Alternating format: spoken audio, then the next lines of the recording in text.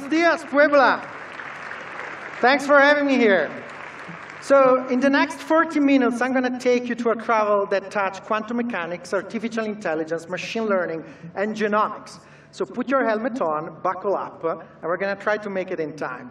So the idea of discovering how life works is probably the oldest achievement that humans are trying to pursue. But in 1905, everything changed.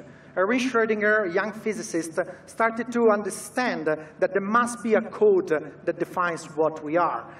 Rosalind Franklin decided to crystallize a human cell following this advice, and she saw for the first time the famous X picture. That was our code, the DNA. Watson and Crick started to understand it. They took a Nobel Prize for it. But it took us 40 years, from 1960 to the beginning of this millennia, for a man, Craig Venter, to tap inside the human cell, unpack all this gigantic code, and read it. For the first time, in the year 2000, we became the first species on this planet able to read their own source code, able to read the instruction manual that assembled us. Now, to engage a little bit on how this alphabet works, I decided to take here something very personal. What you see in the screen, it's me. This is a piece of me. This is specifically a piece that allows me to have emotions, okay?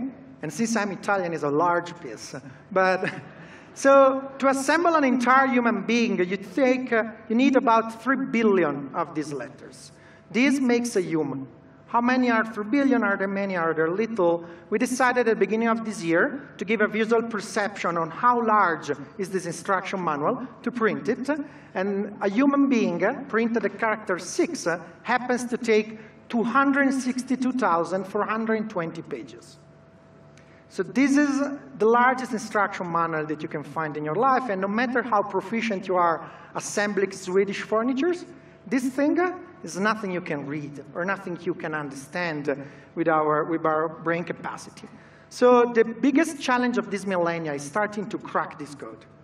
What a specific letter that I show you does, and how a difference makes us this population that we coexist with. So there are 3 technologies, 3 approaches. I'm going to take you in 2 of them. One is the lab, and it's the oldest and still the most valid approach. It's the very final step. We try to change letters, and we try to understand how smaller species evolve, bacteria. We did it for a long time. But it's hard to do it with humans, and it's very slow. But in the last years, new technologies came in place: computing, artificial intelligence, we talked this morning, and high-performance computing.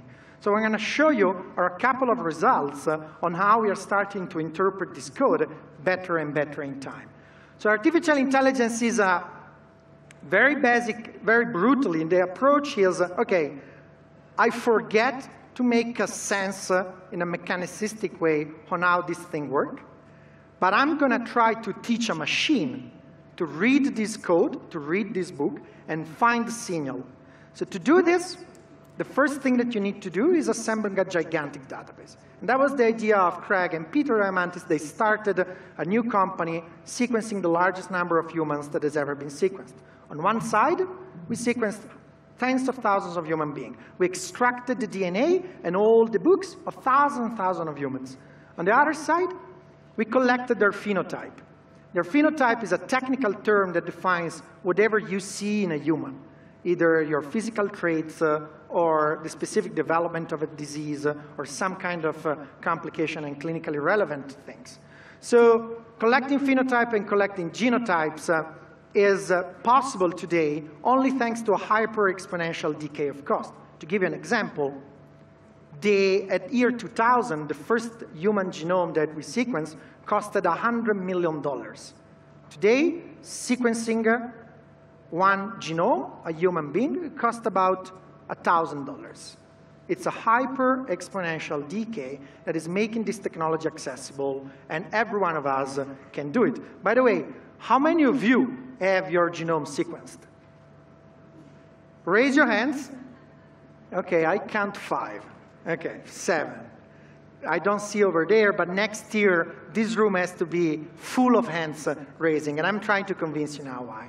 So the moment we start to access genome, we start to understand and train machines to read weak signals, predicting things. And one of the first examples that we put and we focused on was common traits, just to benchmark how good are we. Common traits are common, so everyone has a color of the eye, everyone has a height. We can try to see how we can get. So we decided at the beginning to predict simple things. Simple. They're not very simple, but something that we perceive as simple. Height, for example. Your height is not only written in your genome. There is 80% of the signal in your genes, but we can reconstruct most of it, 78%. We get to eye color, that we are very precise, 85% precision. BMI, not very good, as you might imagine. Most of it is due to your lifestyle. This is the body mass index, ratio of your weight and your height. But we get 20% of the signal. Skin color, very precise. Age, that was a challenge, scientific challenge. Is your code changing? Does something happen that makes you older? Well, we had a clear clues, and we started to read them. So the telomere contraction, chromosome Y depletion, things that you lose while you age. We can predict your age from your blood with about 6 years of precision. And now the challenge that we ended up was, can we predict a highly complex trait? So can we try to assemble a large learning and predict a human face? So a human face is a complex trait, is coming from millions of sites in your genome. And what we did, we collected thousands of faces, we made a model, an embedding, and we started to see what was the predictability over there. So what you see over here, for example, this is a subject that comes in our lab, is a reduced complexity face. So the moles, the asymmetries are removed. These are not in your genes. They're all coming up from the environment, from your coupling with the environment. And we tried to see if we can reconstruct some signal from the genome to get close to this face. And this is a person that has never been part of the training. This is the face that we reproduce. So when I show this face, I always ask for the audience to be a little inspector. So try to check the face. They're not the same person. They're not perfect. And it's important. The model is not perfect. The vast majority of the signal come from your gender, ethnicity, BMI, age. But we get close to a ballpark that makes us confident. This is the person that comes in our lab. This is the prediction. Person that comes in our lab. And this is the prediction. So this technology is getting better and better, and the same thing we're using it for predicting early detection of different classes of disease and therapeutics. And we are getting stronger and stronger the more the database is growing. But another approach that I want to show you is a more mechanical one. So machine learning, we are at the top of the books. The machine reads the books, see the faces or see the signal, and try to make some interpretation out of it.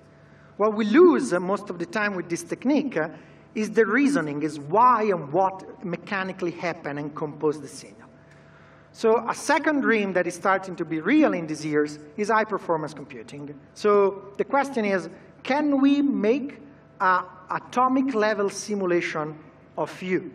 Can we take this code and reproduce the entire simulation, atom by atom, of a human being, and actually see how everything works in the detail, down at the cells? So this is a large dream that we are still far away computationally, but there is a smaller dream that is starting to be incredibly exciting for very different therapeutic domains, and is pharmaceuticals in general. So what you see over here is a representation of your cells. This is the surface of one of your cells.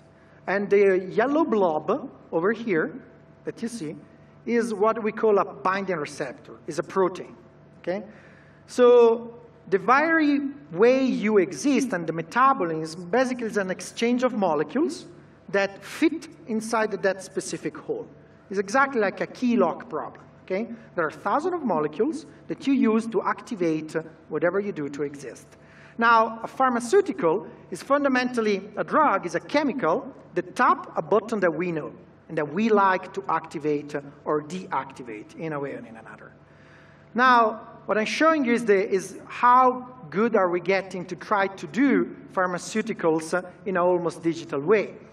Since we graduated in genomics 10 minutes ago, if there is something in your body, there must be a code. So for that yellow blob, there has to be a code. And there is a code. is a gene. A gene expresses this protein, and this is what you want to target. So can we simulate this problem? Can we try to take your genes and build a protein and see if a drug works good for you or not? Can we do it computationally? So 10 years ago, when I started to do this thing, it was the simulation, and this problem was costing about $1 million hours of supercomputers. I had to fly in a military facility, rent a gigantic storage of computers, and run one single simulation for one single protein and one single drug. But in the same time, and that's when future is ironic, a completely different industry had a very similar problem mathematically. Nerds, video gamers. For the longest time, in the last 20 years, video gamers developed an entire new industry to make characters snappier, faster, better graphics. This is mathematics at the end, and they built an entire new CPU that is called graphic processing unit to solve this problem faster and cheaper and better. But this is the exact mathematical problem that I need to simulate your proteins. So the next time you see one of your kids playing the Xbox at night, secretly is saving the world in a very indirect way. So what I'm showing you is the results of this approach, how we can do on a small commodity hardware, on an Xbox, a simulation that is starting to be the future of pharmaceutical. Here we have a drug, methotrexate, and the code, DHFR. This is the protein. So what I'm showing you is something for which you all should be interested to do your gene test. Every single drug can potentially work in a different way with different letters of your genome. This is a code, but some of us, instead of having a CG over there, have a TT, small difference. Some of us, instead of having a C, has a G. And some of us have both differences. Now, this drug, which is a chemotherapy used across the border, so works for the standard profile, but for people that have different mutation, works worse than worst. 20 times less, 40 times less. The last part, 650 times less. You don't know which bucket are you in. And unless you have your genome sequence, your doctor will not know. So this is a breakthrough that is starting to show us how drugs are working for your specific body. And what I'm showing you, this line took 10 years of research. We had to find the people doing binding assay, testing and trying, and understanding how the drug works. But thanks to video gamers, we can do this. This is a simulation that runs on an Xbox of your protein and your drug. This is the methotrexate. And we can reconstruct with a very interesting precision how the drug works for your specific protein, for your specific genome. So all these technologies, computation, machine learning, that are happening since hundreds of years, biology, quantum mechanics, the beginning of the CPU, artificial intelligence, HPC, and genomics. These are a bunch of technologies for which thousands of people are cooperating and working since hundreds of years. And we're not doing for any strange dystopian vision of AI colonization. We're doing it because with these technologies, we can start to tackle and touch disease that we don't know how to cure now. And we are finding better and better cures. We're moving medicine to a personalized, predictive, and precise intelligence industry. And this revolution can happen faster only if every one of us will tap in this, will get ownership of your health, will get sequence, and will scale down these approaches to making democratic for all over the world. This is the future of medicine that I want to see. Thank you. Thank you.